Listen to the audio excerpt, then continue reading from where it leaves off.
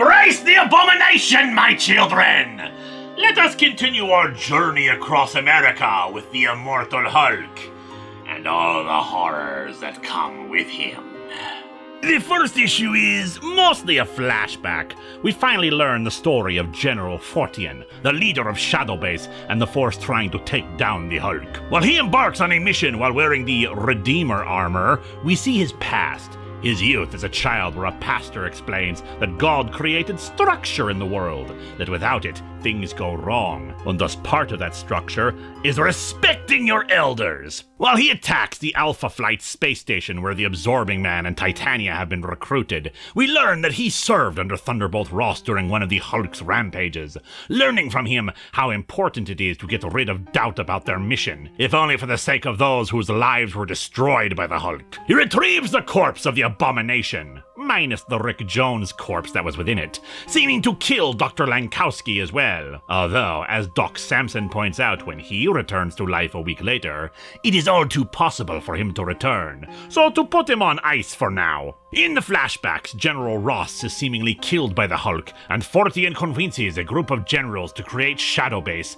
when the Secretary of Defense orders them to cease hunting the Hulk. When Ross became the Red Hulk, Fortean felt betrayed, that he became the very thing he chose to fight. But Ross explains how even when the Hulk is in a form with intelligence, he's still a child, ranting about how strong he is, and that every time Banner claims to be in control, he's about to lose it. He breaks the world just by being in it, but consequently, he himself cannot be the one to take down the Hulk. He's too close to the situation. Thus, Fortean must do it himself. And so, with the retrieved corpse of the abomination, he fuses himself with it. After all, the world must have structure. Personally, I just think the world must have monsters.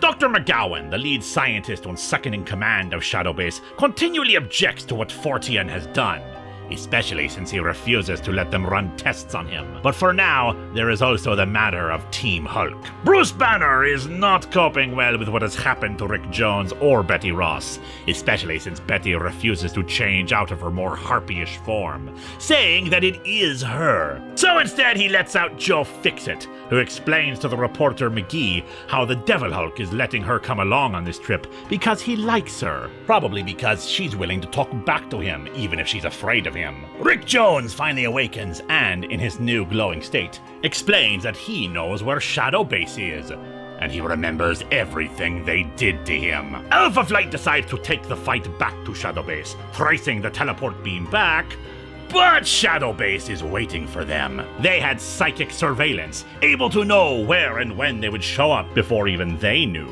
They planned to dissect the group for anything useful, but it seems their psychics were not able to predict Team Hulk. The Hulk is serving as a distraction while they seek out more gamma signatures. The irradiated boy whose father the Hulk ran into, for instance. Alpha Flight helps fight off Shadowbase while Betty, Rick, and McGee locate Dr. McGowan. She explains that his mind is gone and she was trying to ease his pain, which Rick sympathizes with. Fortean tries to use the abomination's acid to damage the Hulk as before, but this time, his body has adapted. Sure, it burns through his skin, and he just keeps on coming. Team Hulk convinces McGowan that Fortean needs to be stopped. While he may have been a decent man once, someone whom she trusted after the good she did for him, he is clearly not that person anymore. Yeah, he's much more handsome now! McGowan takes command and orders the troops to stand down.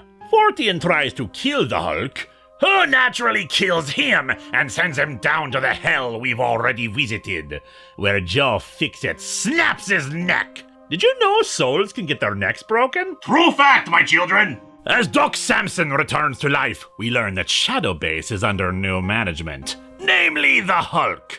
And he's got plans that eventually culminate at the end of the universe. Yes, like Galactus before him, eons in the future, Bruce Banner becomes the last living being in the cosmos. Said cosmos' consciousness coming to merge with him to start the next universe.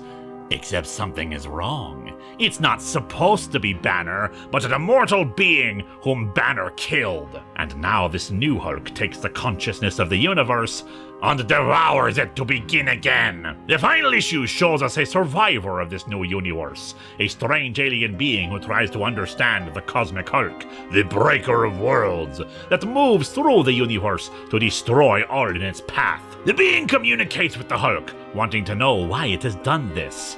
And it answers! It is a thing made of hate, a hollow shell, a Hulk.